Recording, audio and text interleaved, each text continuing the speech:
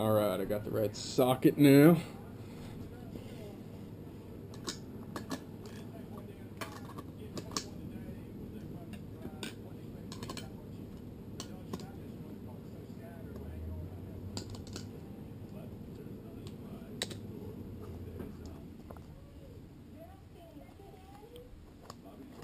Looks like I didn't even need the socket. It's coming out nicely.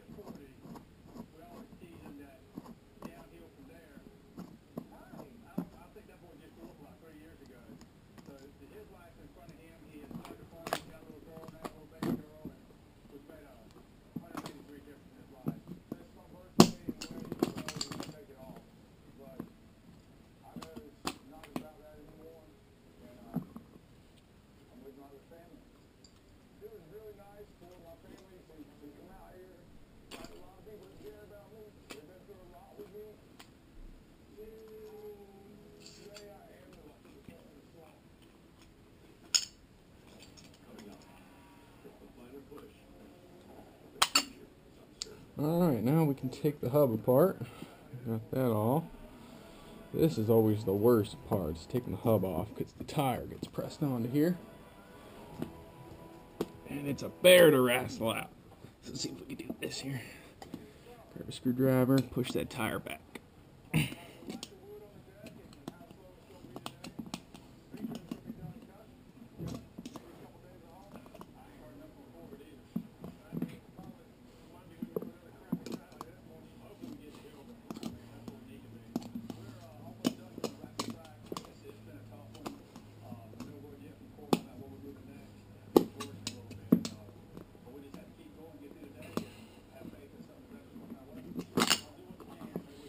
Ooh, that's on there. It don't want to come off at all.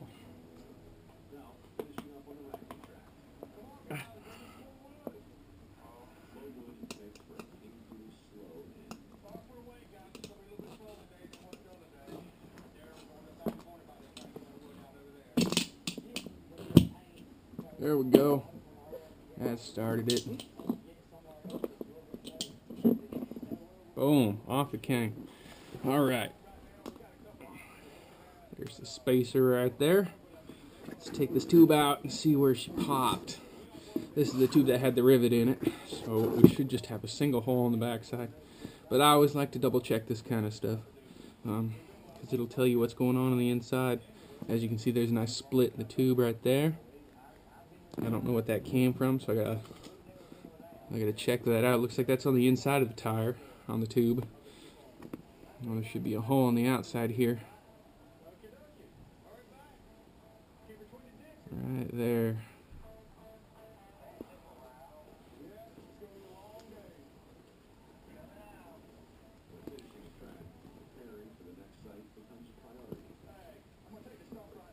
Alright, and then I always run my hand along the inside of the tire. See if I don't find anything sharp. There's a little bit of grease and goo from the tire slime, which didn't help me at all, by the way. Not one bit. I'm seeing a lot of excess rubber in here. So I'm hoping that must have came from me riding on the tire flat. I'm hoping it didn't ruin any of the bead. That's why I take this apart using the hub. I never ever try to pop the bead over the rim. If you pop the bead over the rim, you can actually ruin the bead around the tire. And when it rains, or if you overfill it with air, that sucker will pop off on its own if you ruin that bead, because the bead's really the only thing holding it on there. And I don't feel anything sharp in here. The hub's looking good.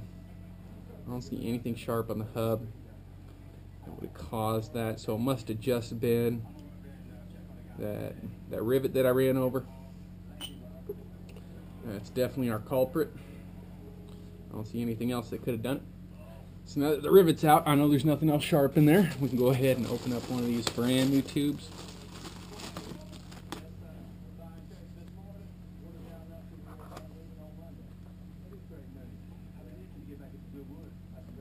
Just like that there. I always put it in before I get air in it, because these can be a bear to wrestle in these tires. So I put them in first, and then I expand them slowly and see where they're going to set.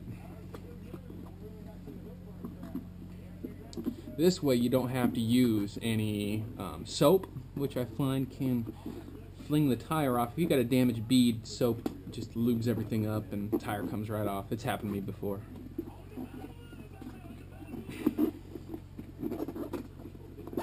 Put that sucker in there.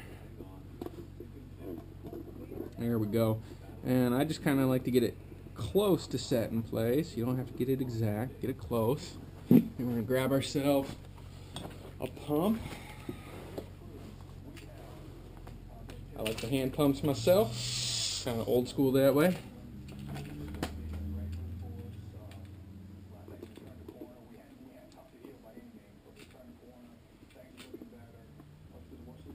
Lock that sucker in. Oh, that didn't lock in at all.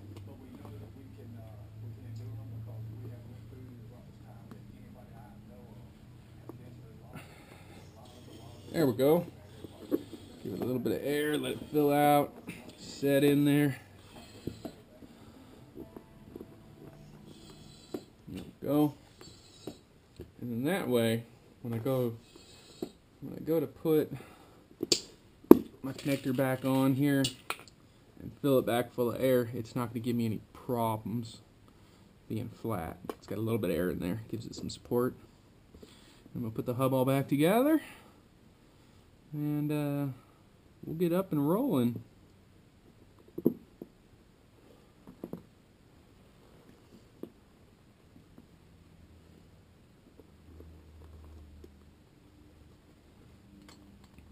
Now this is why I keep everything together. Because if you keep everything together, all nice, neat, and organized, it goes together real quick. So right there, see, I can just put everything on at once. So just pop that tire right down onto that sprocket. Just line everything up and it should slide right in. Just like that. There we go. So, I've got the new tube in, rims together, putting the sprocket on. This is all going really fast, by the way.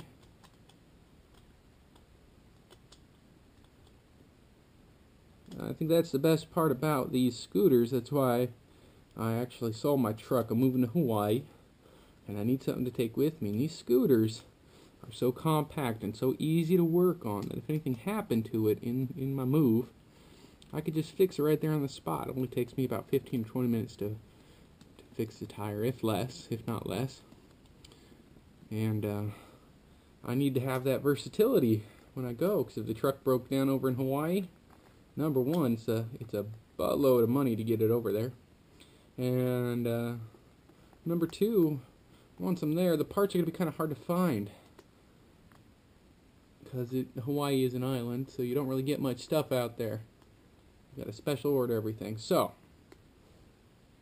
if I stay with something that's easy to fix, parts are easy to order, and 25H chain's not that hard to get a hold of, and keep a bunch of it for me. These tubes obviously are not that hard to get a hold of. You know, a couple bucks a piece. It would be easy to work on if it broke down over there. Alright, sprocket's back on. Looks like everything's ready to be tightened up. Got my stem poking through. Let's go ahead and tighten it down, fill it full of air, and I'm back up and running.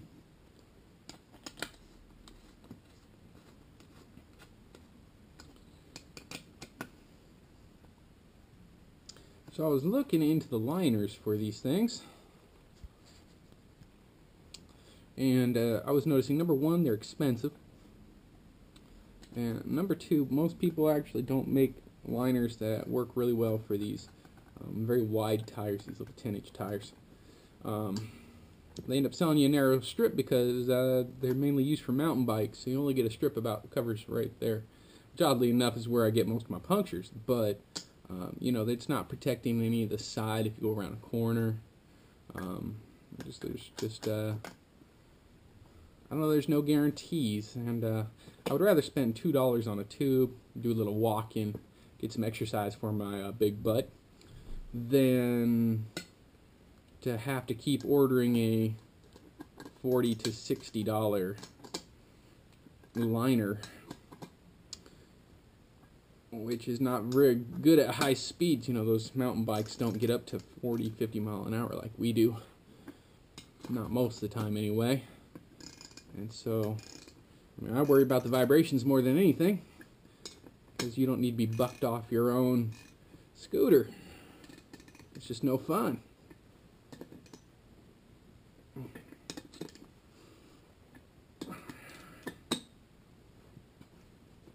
Alright, those are all tight. Good and tight. Tight like a tiger. Now we can fill it up. I'm going to go recommend it on GPN. Most people run about 45. I'm going to run 40 to 45. I like it because it's not too hard. If you hit a bump, it'll absorb some of the shock, but it still stays hard enough that you can go fast. Let's go ahead and get this pumped on up.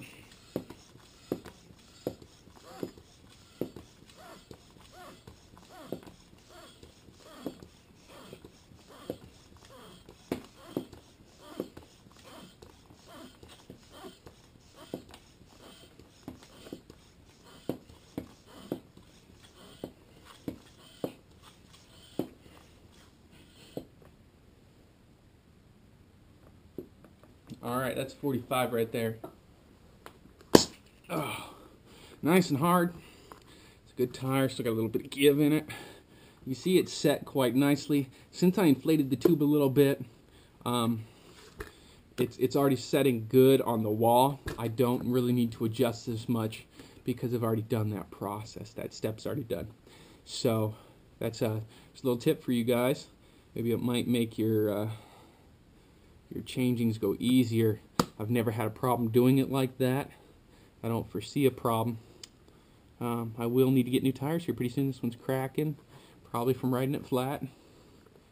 There's no other way for me to get home. I was pretty far out, so I had to just kind of limp it back home as best I could. I'm going to need to get a new tire because of that reason.